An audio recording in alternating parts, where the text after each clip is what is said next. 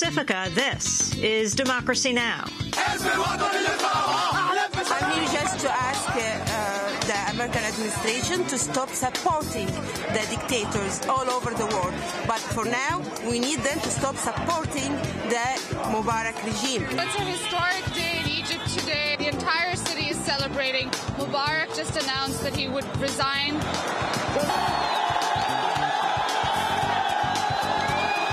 I think if you had asked me 3 weeks ago, would a popular uprising have forced President Mubarak to resign, I would have told you were crazy. We want to stand with our brothers and sisters for what we consider the genocide of the middle class of this country, and we're not going to take it anymore.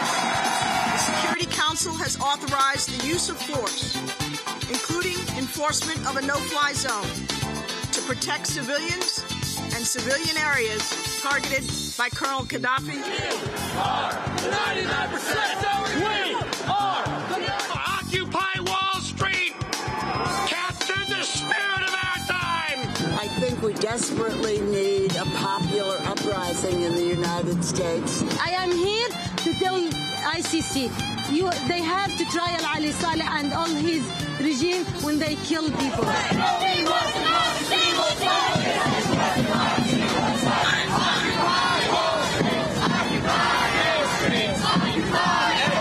Today we look back at 2011, a year of global uprisings from the Arab Spring to Occupy Wall Street. All that and more coming up. Welcome to Democracy Now!, democracynow.org, The War and Peace Report. I'm Amy Goodman. Today we look back at 2011, a year that saw the U.S. killing of Osama bin Laden, the ouster of a dictator in Egypt, the death of one in Libya, the meltdown of the Fukushima nuclear plant in Japan, and the expansion of the secret U.S. drone war in Afghanistan, Pakistan, Yemen, Somalia, and Ethiopia. U.S. troops left Iraq, yet thousands of private security contractors remained to guard the U.S. Embassy, the largest in the world. The Horn of Africa was hit by the region's worst drought in decades as the devastating impact of extreme weather was felt across the globe.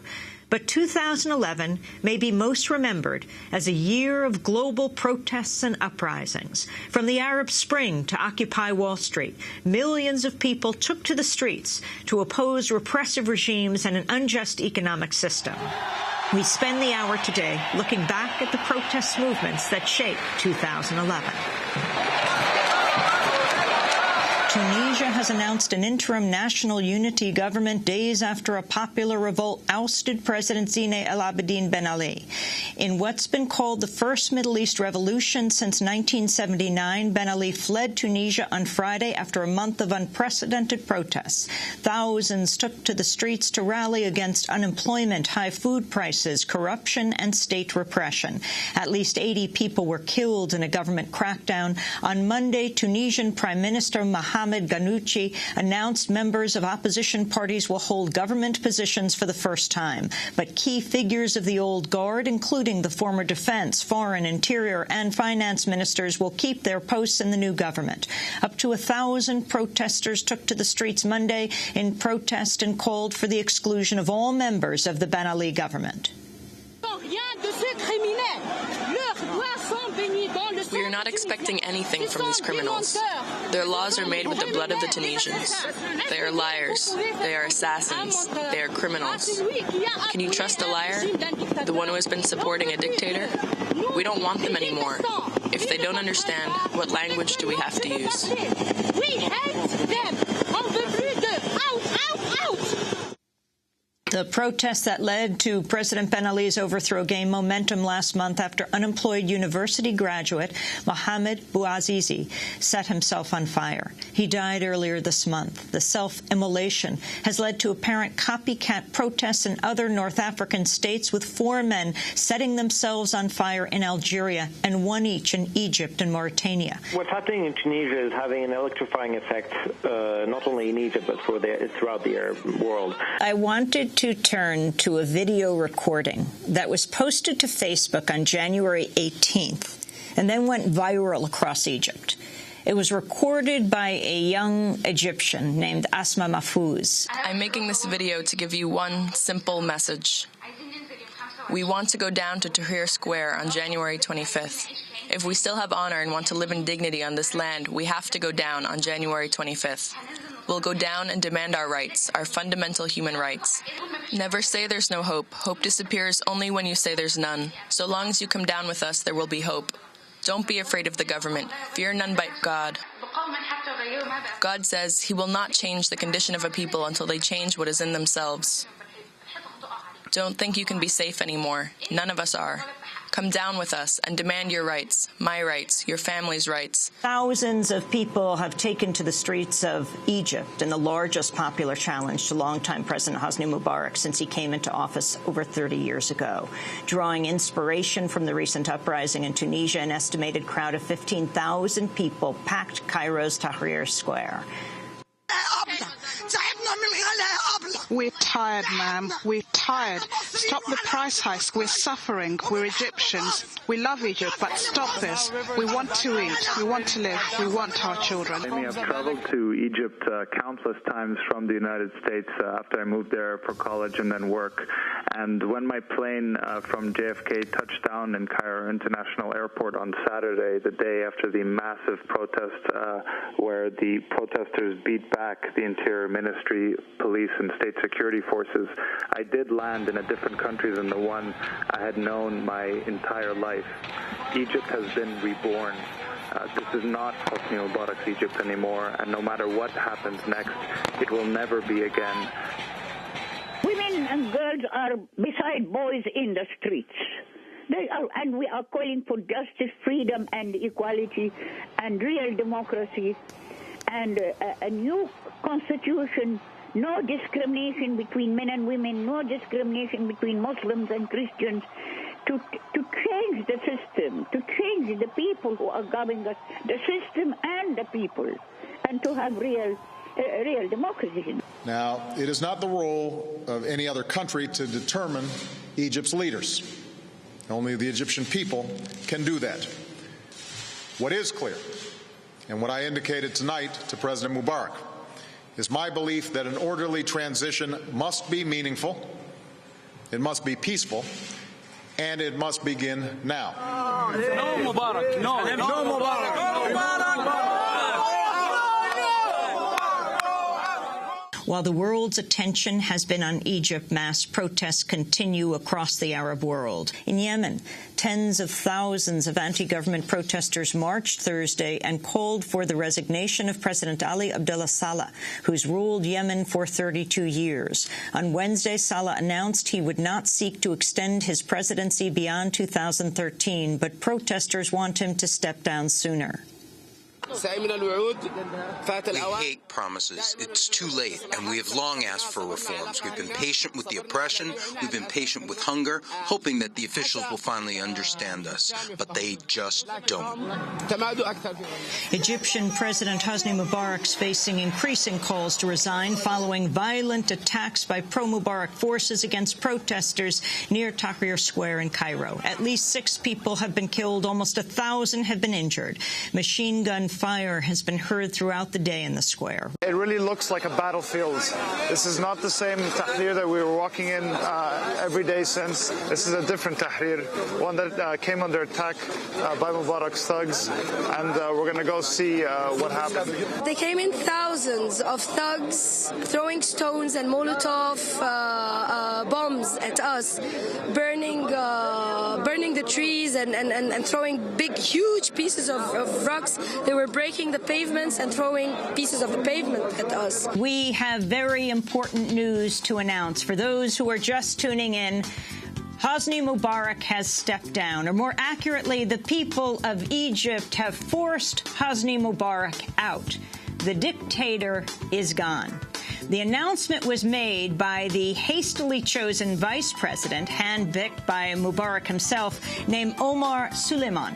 My name is Dina, and there are no words to describe how I feel. We've dreamt of this day every single day of our lives here.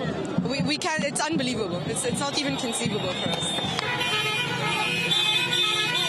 Well, it's a historic day in Egypt today. It's the first day for the new Egypt for millions of people around the country in the city of Cairo. The entire city is celebrating. Mubarak just announced that he would resign.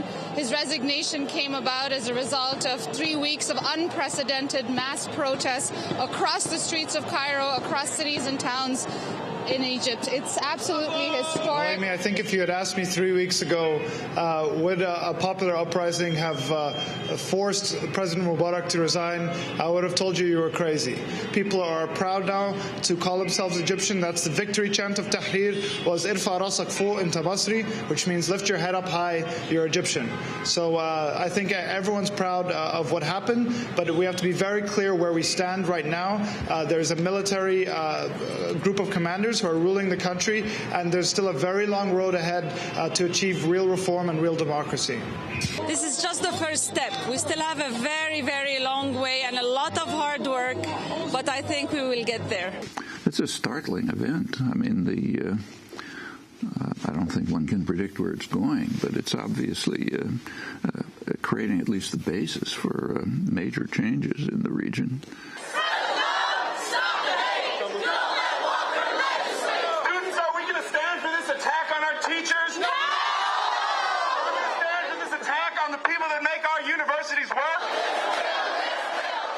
Massive labor protests in the state of Wisconsin have entered their 5th day. On Thursday, 30,000 teachers, students, and state and municipal workers took part in a noontime rally at the State House in Madison to oppose Wisconsin Republican Governor Scott Walker's attempt to eliminate almost all collective bargaining rights for most public workers, as well as slash their pay and benefits. Another 20,000 people took part in a rally last night at the state capitol. Public schools in Madison are closed for the 3rd day in a row as teachers continue to protest. The Republican-controlled state Senate was scheduled to vote on the measure Thursday. But Democratic senators took an extraordinary measure by refusing to show up for the vote, leaving the Republicans without a quorum. People are coming from all over the country, but mainly it's people based right here in Wisconsin. Wisconsinites are descending on the Capitol from every corner of this state. They see this as ground zero for labor activism in the United States. We want to stand with our brothers and sisters for what we consider the genocide of the middle class of this country, and we're not going to take it anymore. America is not broke, contrary to what those in power would like you to believe, so that you'll give up your pension, cut your wages, and settle for the life your great-grandparents had. America is not broke. Not by a long shot. The country is awash in wealth and cash. It's just that it's not in your hands.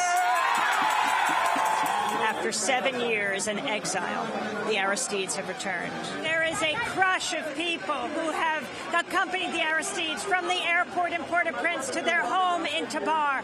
Tens of thousands of people, T-shirts that say Aristide, signs that say bon retour, good return. Well, it was something to see you burst through the door from the embrace of I don't know how many thousands of people. And I understood them because they suffer so much and for so long. What is happening in Egypt, or what started in Tunisia, Egypt, and in the Arab world, we saw it here in 1986 when the people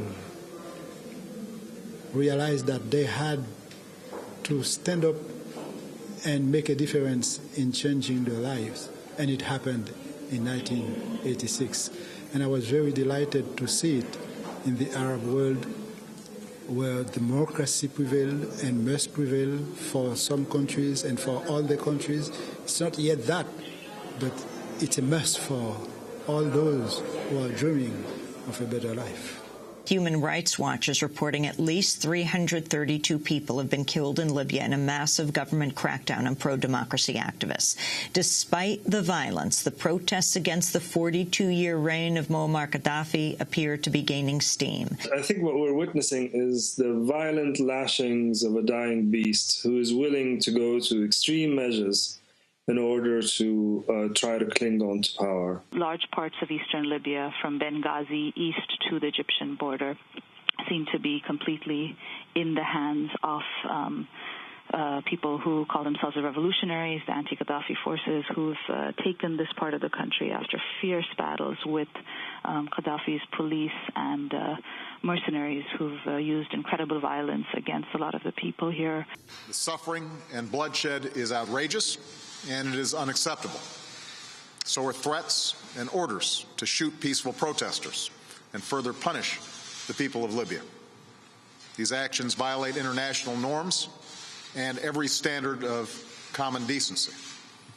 This violence must stop.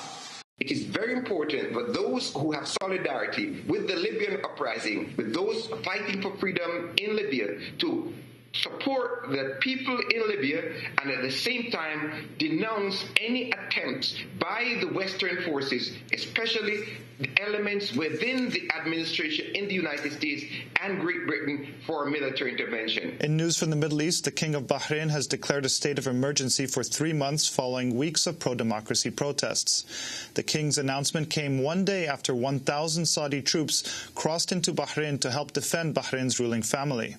Pro-democracy protesters have described the Saudi presence on the island as a declaration of war. The United States has continued to back the regime despite repeated appeals from protesters.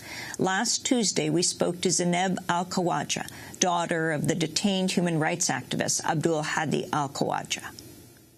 My message to Obama is basically that he has to choose. He has to choose if his administration is really with human rights, democracy, and freedom, as he claims, and with change towards democracy, or is he more concerned about supporting his friends who are dictators in the Middle East? NATO allies have now decided to enforce the no-fly zone over Libya. The no-fly zone it has always been a recipe for disaster. It was a disaster in Iraq where it resulted in a strengthening of Saddam Hussein's regime. The U.S. has bombed Gaddafi's house. The U.S. is bombing targets that have no aerial value whatsoever. State forces in Yemen opened fire on protesters in 3 cities Wednesday, killing at least 9 people and injuring scores of others. A doctor in the capital city of Sana'a reported 6 people were killed, roughly 100 were wounded, when shooters opened fire on a crowd numbering in the tens of thousands marching to the cabinet building. Speaking from a hospital ward filled with wounded protesters, one witness described the assault. So many people were hit by bullets. So many people are killed everywhere. So many people are killed. This regime doesn't know mercy. I call on a revolution that destroys this regime. I call on an awakening of people to destroy this regime and this killer, Saleh, who killed our martyrs. Syrian forces have fired on demonstrators taking part in a massive day of defiance against President Bashar al-Assad. Thousands of people have reportedly taken to the streets defying a massive deployment of Syrian forces nationwide. Over 500 Syrians have reportedly been killed, but we just have gotten Haitham al-Maleh on the phone, a prominent Syrian dissident and human rights attorney. Because he is in hiding, we have not been able to get him till now. I want to make sure that we get his voice in here. Haitham, can you talk about the situation in Syria right now and why you've gone into hiding? It is getting worse. Very bad situation in all Syria. The army attacked the people everywhere. They sent tanks. So more than 10,000 people are arrested everywhere. The Arab moment has come.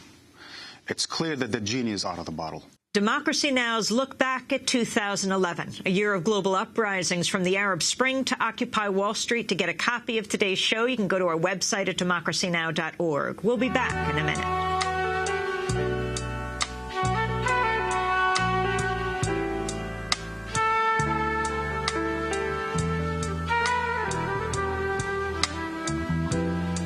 you hear what they said?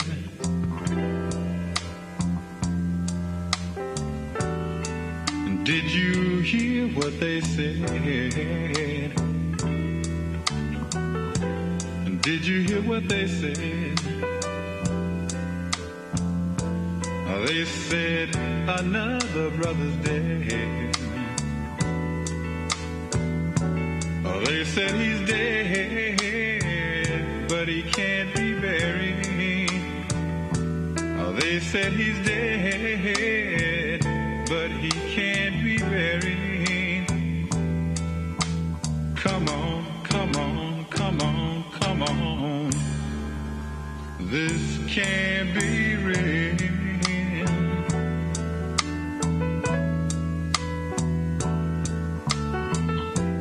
Did you hear what they said?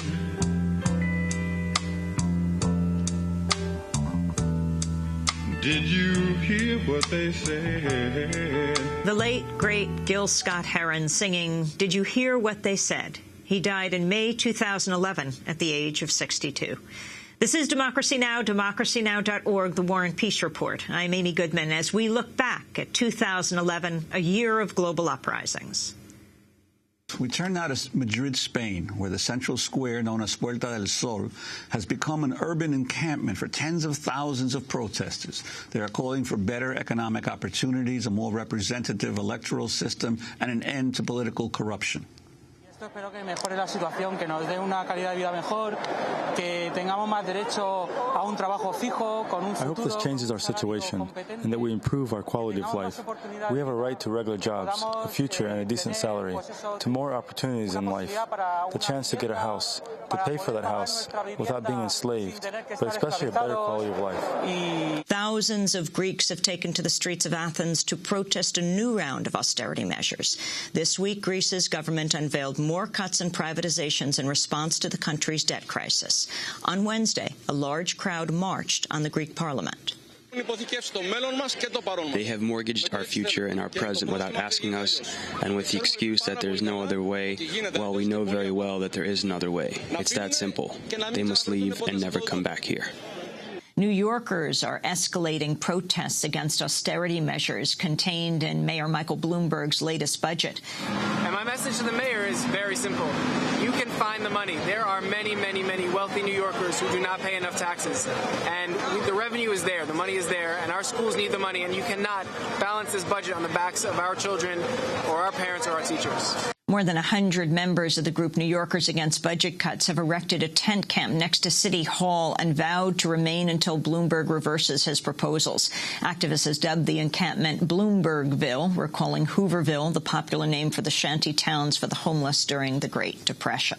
Amidst the new setbacks for public workers, thousands of nurses have staged a protest on Wall Street, demanding a new tax on the financial sector. Just like working people pay taxes on all of their purchases, that these yo-yos who buy and sell our country should pay a minimum tax on that. That money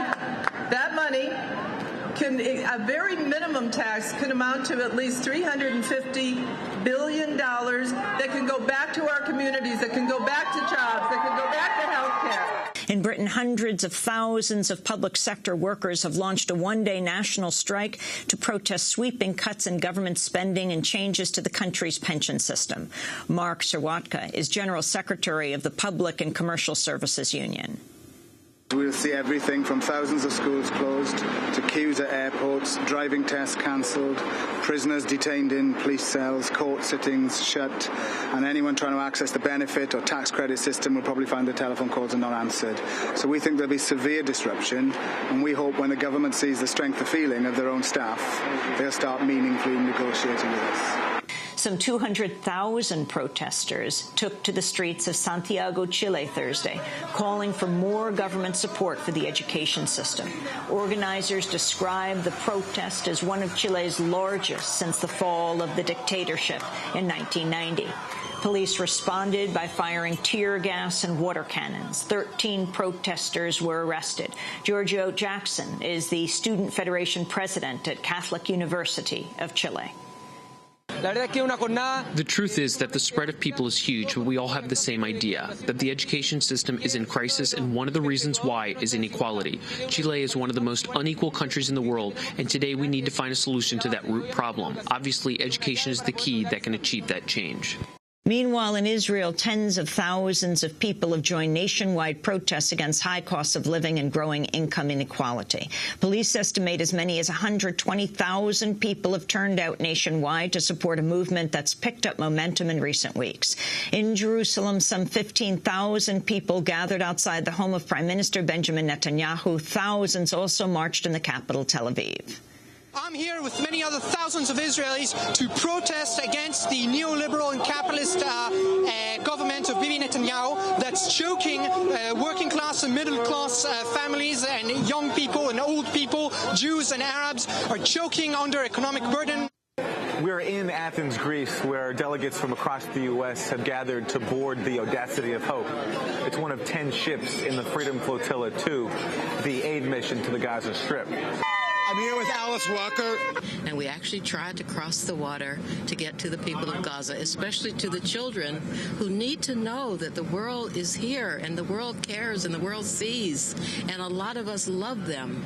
And we do not agree that they should be brutalized and harmed. Libyan leader Muammar Gaddafi has ruled out talks with rebels amidst ongoing clashes. In remarks broadcast to a crowd of thousands of supporters, Gaddafi said there will be no negotiations with rebel forces until, quote, Judgment Day. NATO, meanwhile, is being accused of killing civilians in the city of Zlitan. On Thursday, foreign journalists were shown civilian sites allegedly hit by NATO bombs. A wounded Libyan man said a family of civilians were killed when NATO bombed their home. It was a civilian site. The whole family passed away. They didn't die after the first airstrike, but died after the second one. The government crackdown on protesters in Syria has reached a new level of violence just as prayers ended Monday, the first day of the Muslim holy month of Ramadan. At least 6 people were killed earlier today, pushing the toll to at least 150 over the last 2 days. An attack on the central city of Hama began on Sunday when more than 100 people were killed by government forces, continued into Monday with another 24 dead across the country. We have a message. We want the whole world to know what's going on. It's really, I cannot believe it, that after all this time, after about more than 4 months, international society still deal with not seriously with the situation in Syria.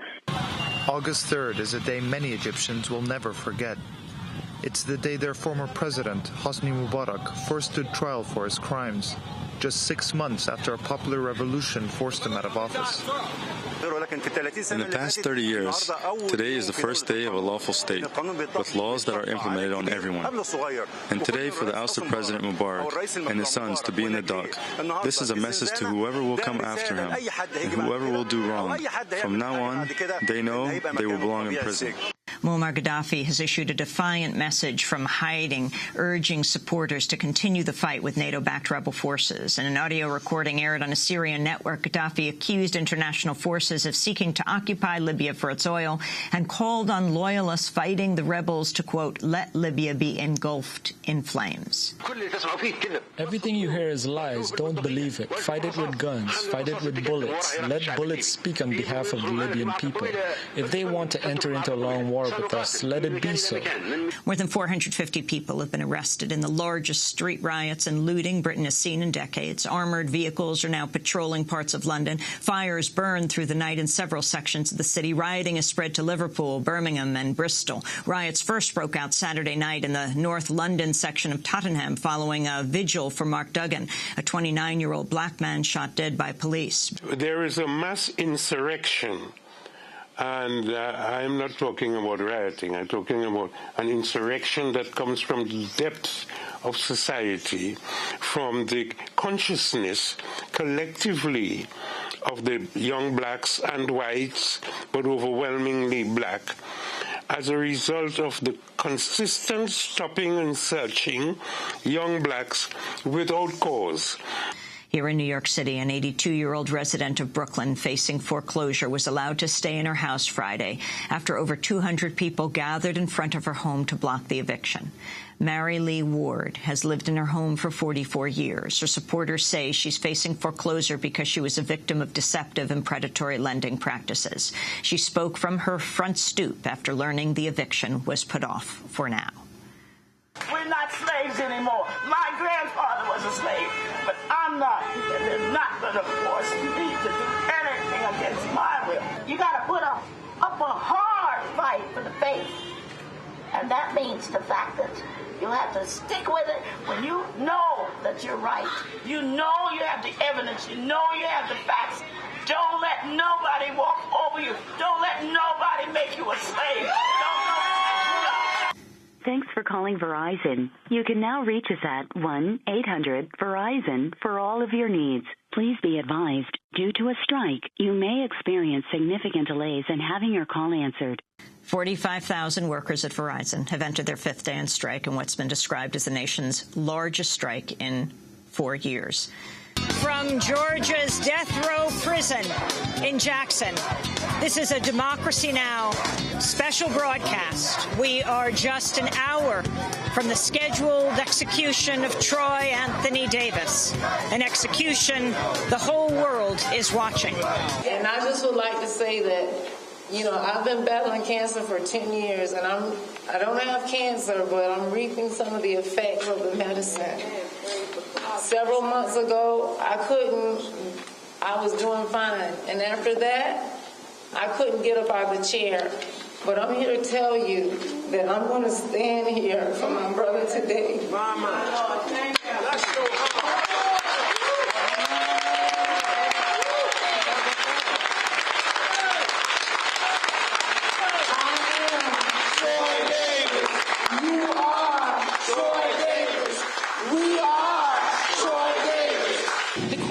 Execution of Troy Anthony Davis has been carried out. The time of death is 11:08 p.m. At this time, the media witnesses will be coming out to give their first-hand account of what happened during the execution. Again, prison official sharing the news that Troy Anthony Davis was executed at 11:08. That was the time of death. I'm standing with Whistleblowers. And I like to say there's been a travesty of justice, and I like to tell America ought to be ashamed of itself, and God help America. And if you're alive with America, please don't come to Georgia. Don't come to Georgia. Don't buy any Georgia pecans. Don't buy any Georgia peaches. Don't buy any trade with Georgia. The whole world. Don't buy anything with Georgia. God bless America. And God bless Troy Davis. Hundreds of people are expected in New York Saturday for a protest dubbed Occupy Wall Street. Organizers say they intend to take over Wall Street and stage popular assemblies. Organizer Justin Weddis said the protest is being called to help spark a mass movement against corporate dominance. And so more than having any specific demand per se, I think the purpose of September 17th for many of us who are helping to organize it and people who are coming out is to begin a conversation as citizens, as people affected by this financial system in collapse, as to how we're going to fix it, as to what we're going to do in order to make it work for us again. On Saturday, thousands of protesters took to the streets of downtown Manhattan for what was described as an action to occupy Wall Street. I came because I'm upset with the fact that the bailout of Wall Street didn't help any of the people holding mortgages. All the money went to Wall Street, and none of it went to Main Street. And now we've just learned that Geithner was actually asked to split up the Citibank, and he didn't do it, and Obama didn't do anything about it. The plan wasn't simply for a one-day protest, but an ongoing and creative occupation of the financial district itself. Organizer Lorenzo Serna. The idea is to have an encampment. Like, this isn't a one-day event. Like, we're hoping that people come prepared to stay as long as they can, and then we're there to support each other. People have to go into their public squares, meet each other, start talking to each other, and start brainstorming of ideas. I mean, essentially the idea is the system is not going to save us. We're going to have to save ourselves. So we're going to try to get as many people as possible to camp in some public place and start rebuilding society as we'd like to see it. Over 1,000 people gathered in New York City yesterday for a so-called Day of Outrage to commemorate the execution of death row prisoner Troy Davis. The struggle for Troy Davis has not just struck a chord, it has taken the lid off of the outrage that people feel about the depths of racism that surrounds the death penalty, the prison system, all the criminal injustice, police brutality. Yes, it's day 10 of the Occupy Wall Street campaign. On Saturday, more than 80 protesters were arrested as hundreds took part in yet another march to Wall Street. The New York Police Department used nets and physical force to break up the crowds. Videos uploaded to YouTube show officers pepper spraying protesters in the face from close range, punching demonstrators and dragging people through the street. This one police officer had whipped out his mace and sprayed it about a foot away from me and around my area where there were other people.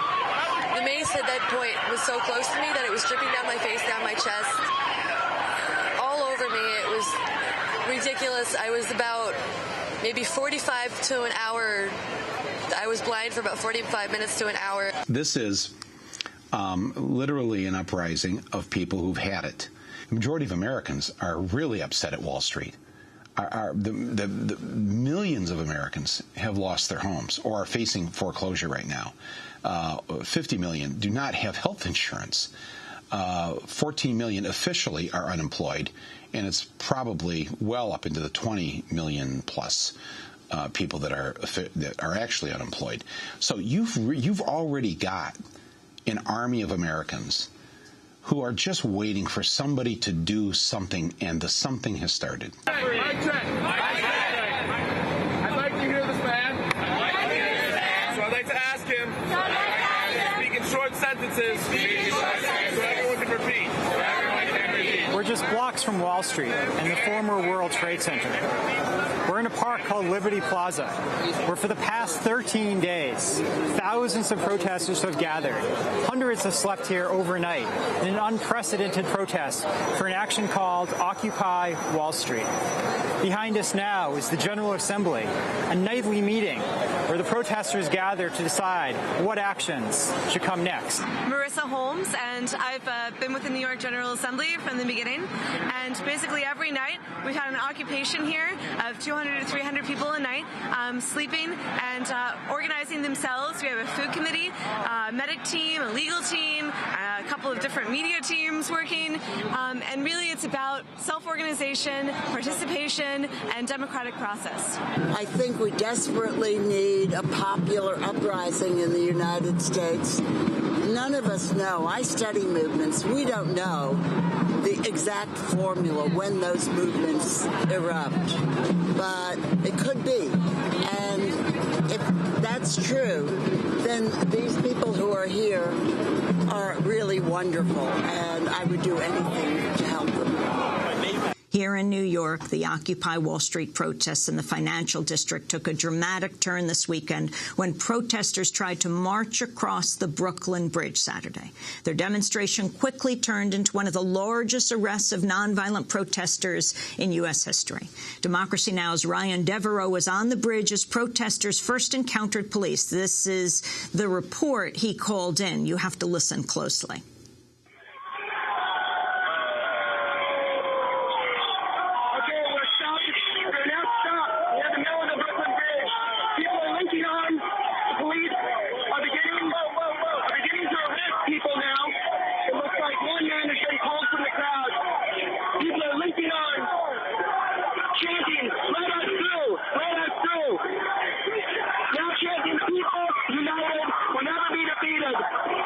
Similar occupation demonstrations are springing up in cities around the country, from Austin, Texas to Knoxville, Tennessee, Chicago, Denver, over 24 locations in Florida and California, and more.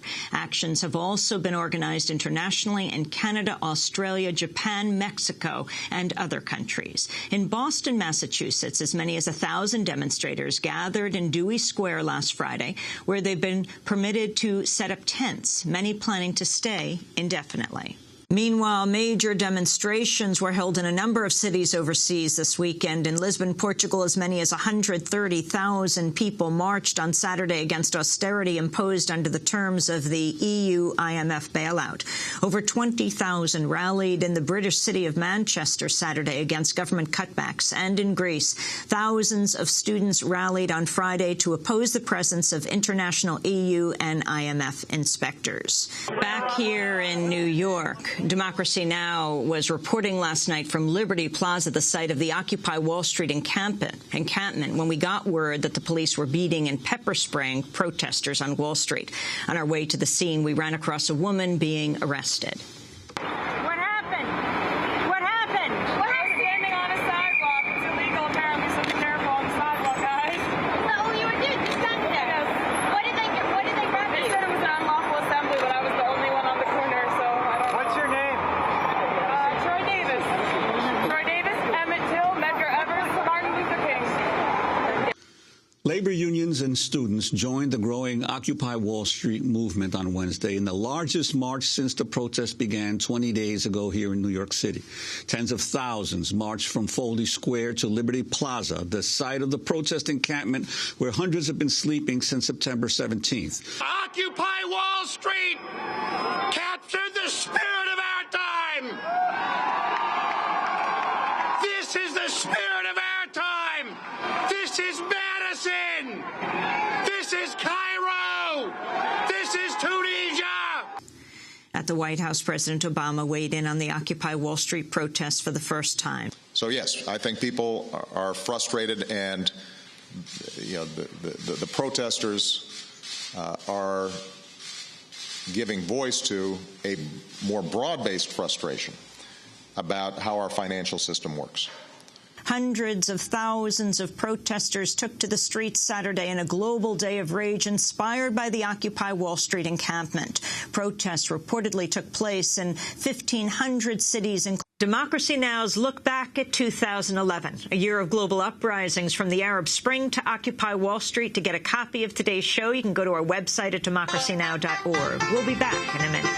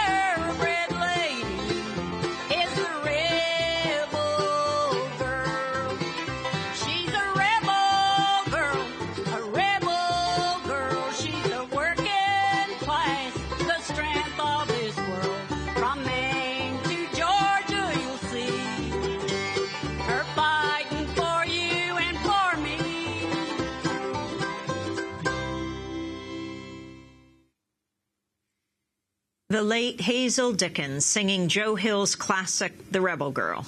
Dickens died in April of 2011 at the age of 75. This is Democracy Now!, democracynow.org, The War and Peace Report. I'm Amy Goodman with our look back at 2011, a year of global uprisings, including 100 cities in the United States. The day's largest protest took place in Italy, where over 200,000 people took to the streets of Rome. The founder and editor of WikiLeaks, Julian Assange, made a surprise appearance at London's St. Paul's Cathedral Saturday to address the crowds of protesters occupying London's financial district. What is happening here today? What is happening here today is a culmination of dreams. It's a culmination of dreams that many people all over the world have worked towards.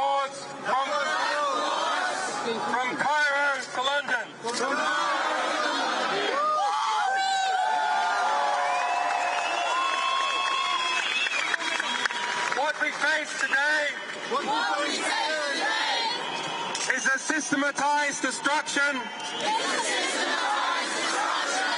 of the rule of law. Well, as we went to broadcast, the ousted Libyan leader Muammar Gaddafi has reportedly been captured, possibly killed, in his hometown of Sirte, 8 months after the first protests erupted against his longtime rule. Thanks to God, everything is in order so far. The big joy has been completed.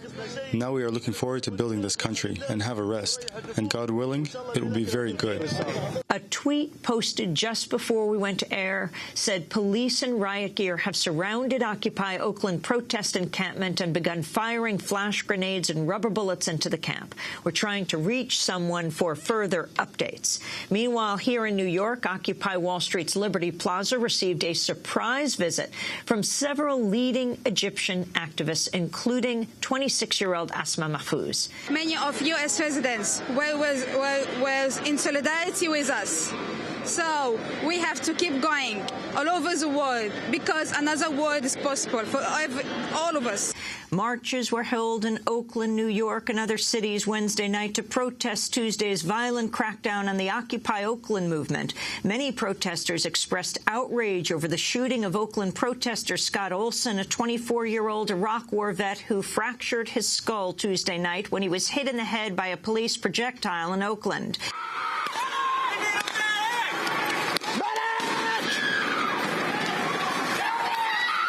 What happened? You got hit. Shot. What's your name? What's your name? What's your name? What's your name? What's your name? In news from Latin America, Chile's largest union coalition has called for a 2-day nationwide strike for today and tomorrow. Protesters are calling for a rewriting of Chile's dictatorship-era constitution, as well as pension reforms, a new labor code, and more health care spending. For months, Chilean students have boycotted classes to demand a free quality education as a right for all citizens. We're at a difficult time, knowing we have to resist with unity and trying to generate some fissures. But the fight will last much longer, and it's important to temper our expectations. We have very high expectations. We must think in terms of short, medium, and long term, because what we've achieved as a movement is very nice. We've proposed deep changes, structural changes, to build a better society. We just got a report in from Oakland, the general strike, the first in more than a half a century. We go right now to John Hamilton of KPFA. The Port of Oakland is among the world's busiest, moving thousands of shipping containers on a normal day. But Wednesday in Oakland was anything but normal.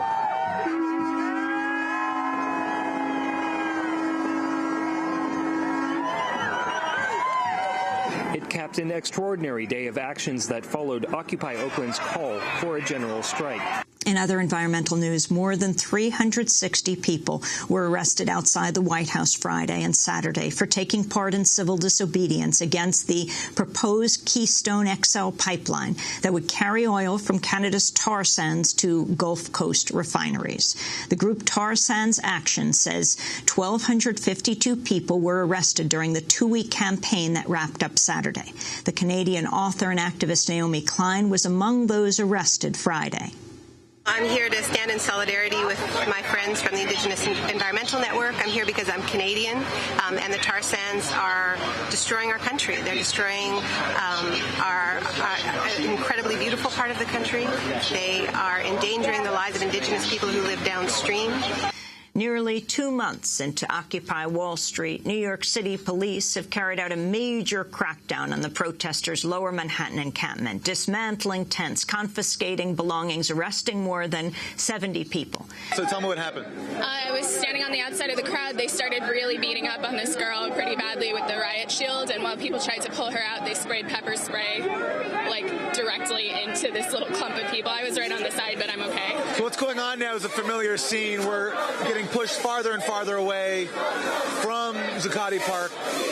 At every block, police are saying to the protesters, you have the choice to be arrested or move further and further away. Right now, you're going to be arrested. If you don't move out of here right now. Where do they move to? Where do they move to? Let's go. Push this out. Push this out. My name name is Ray Lewis. I'm a retired police captain from the Philadelphia Police Department. And the reason I'm down here is because I'm tired of seeing suffering of so many people while you have 1% who is accumulating all this wealth on the backs of all the workers. The police are the 99%. Unfortunately, they don't realize it. In Seattle, Mayor Mike McGinn apologized Wednesday, hours after an 84-year-old retired Seattle school teacher named Dorley Rainey was pepper sprayed in the face during a protest. And the minute the people had us penned so tightly that we could barely move, they started letting loose was the pepper spray, and it was not just a few people that were targeted. When you look at the pictures, you will see that the pepper spray fog and the stream of pepper spray is all over. At the University of California, Davis campus on Friday, campus police officers used pepper spray against student protesters. Videos of the incident have spread rapidly on the internet. The footage shows 2 police officers firing pepper spray at point-blank range on a group of students sitting together in the quad to protest the dismantling of the Occupy UC Davis encampment. Security forces in Egypt have killed at least 35 protesters in Cairo and other Egyptian cities over the past 3 days during protests against military rule. Hundreds have been injured. The violence began Saturday when police moved in to break up a sit-in in Cairo's Tahrir Square. We need civilian rule. We need a president that we are all agreed on. We need a constitution before the elections that will get rid of the remnants of the previous regime and spectrum of political Islam, which is implementing certain agendas. What we're seeing here is really a last stand of the Egyptian revolution. What has happened over these last few days is a new uprising that has taken place 10 months after the revolution began. And it's happening in the face of a very severe and a very brutal crackdown by the police and the army here in Egypt. Hundreds of thousands of Yemenis are demonstrating across Yemen today to demand President Ali Abdullah Saleh face trial for charges ranging from corruption to deadly crackdowns on protests. On Monday, Yemeni Nobel Peace Laureate Tawakkol Karman traveled to The Hague to ask the International Criminal Court to investigate Saleh. That the first job I will do is taking the file of crimes of Ali Saleh to the ICC. I am here to tell ICC, they have to trial Ali Saleh and all his regime when they kill people. In Britain, 2 million workers are in the streets today participating in the largest mass protest in generations. Teachers, hospital staff, garbage collectors, firefighters and border guards are participating in the 24-hour strike. A coalition of 30 trade unions have organized approximately 1,000 demonstrations and rallies across the country. The only people who need to compromise are the bankers. They need to take the cuts for the mess they've made of our country. It's as simple as that. We have to take the strength of today and we have to go out and fight and fight and fight until we win. We are not going to give up. This is from Tahrir Square. They show us the way. We will fight until we win.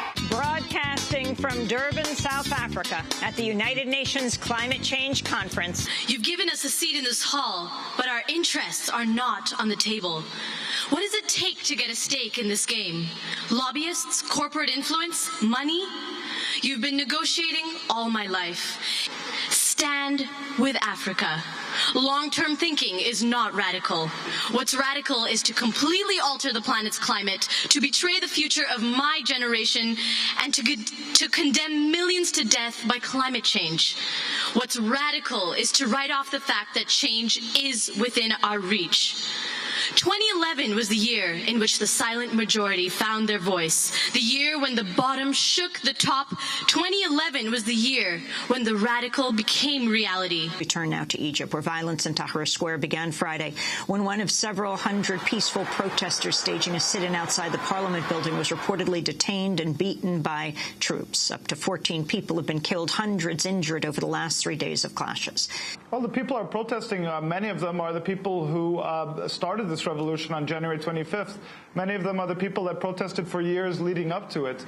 Many of them are angry youth that the revolution has been stolen from them. I mean, if we look at what happened since January 25th, when this revolution began, really none of the revolutionary demands have been completed. The security forces have not been reformed. No police officer has been put on trial, or any soldier put on trial for killing of protesters. And these revolutionary demands for bread, freedom, and social justice, people feel have all but been abandoned. And so that's what many of the people are calling for. Tens of thousands of Russians protested in Moscow and other cities Saturday in the largest demonstrations Russia has seen in over a decade. Protesters are demanding the ouster of Prime Minister Vladimir Putin and have denounced suspected electoral fraud. I think what people in Russia want are the kind of things that people in the US and Western Europe take for granted. They just want fair elections. They want a kind of real plural media that listens to opposition voices, that has sort of critical people who are currently banned, I have to say, from state television. They want a more plural political landscape, because at the moment, basically, Russia is formally a democracy, but in reality is nothing of the kind. Julian Assange, I wanted to ask you about the Arab Spring and about what you see as WikiLeaks' role in what started in Tunisia onto Egypt, we're seeing in Bahrain, Yemen, Syria, Libya. What role did WikiLeaks play? Rather, yes, the demos knows, the population starts to know, and they start to know in a way that's undeniable. And they also start to know that the United States knows. The United States can't deny what was going on. To talk more about Bradley Manning, we turn now to perhaps the nation's most famous whistleblower, Daniel Ellsberg. The Time magazine cover gives protester an anonymous protester as Person of the Year, but it is possible to put a face and a name to that picture of Person of the Year. And the American face I would put on that is Private Bradley Manning. The combination of the WikiLeaks and Bradley Manning exposures in Tunis and the exemplification of that by Mohammed Bouazizi led to the protests, the nonviolent protests that drove Ben Ali out of power, our ally there who he supported up till that moment, and in turn sparked the uprising in Egypt, in Tahrir Square, occupation which immediately stimulated the Occupy Wall Street and the other occupations in the Middle East and elsewhere. So Person of the Year, one of those Persons of the Year, is now sitting in a courthouse in Leavenworth. Today, we complete our coverage with the acceptance speech of Yemeni activist Tawakkol Karman, first Arab woman to win the Nobel Peace Prize, as well as its youngest winner to date. A 32-year-old mother of three and outspoken journalist and activist, Karman has agitated for press freedoms and staged weekly sit-ins to demand the release of political prisoners from jail. Ladies and gentlemen,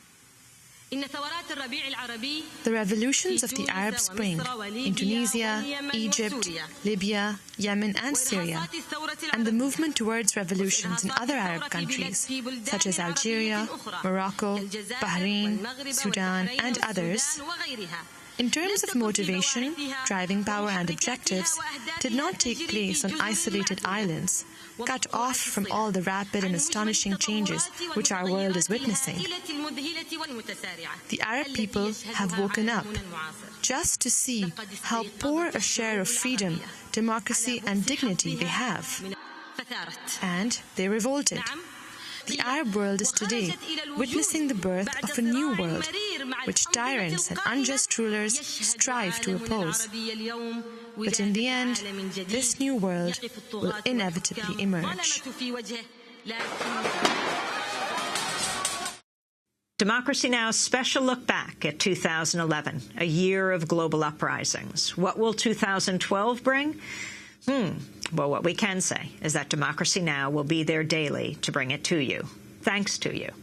To get a copy of today's broadcast, you can go to our website at democracynow.org. Democracy Now! Is produced by a remarkable team of people. Dina Guzder, Manal Khan, Ryan Devereaux, Mike Burke, Sam Alcoff, Renee Feltz, Aaron Mate, Nermeen Sheikh, Nicole Salazar, Steve Martinez, Hani Massoud, Rabi Karen, Sharif Abdel-Qaddus, and Angelique Comet, Mike DeFilippo and Miguel Noguera, our engineers. Special thanks to Hugh Gran, Elizabeth Press, Becca Staley, Julie Crosby, Nick Gilla, Jessel Noor, Angie Karen, Jessica Lee, Vesta Godars, Brendan Allen, Nicole Martin, Miriam Barnard, Brenda Murad, Karen Ranucci, Dennis Moynihan, Clara Ibarra, Neil Shabata, Di Sands, Isis Phillips, and Esteban, Will, and Jack. And to our camera crew, John Randolph, Kieran Krug Meadows,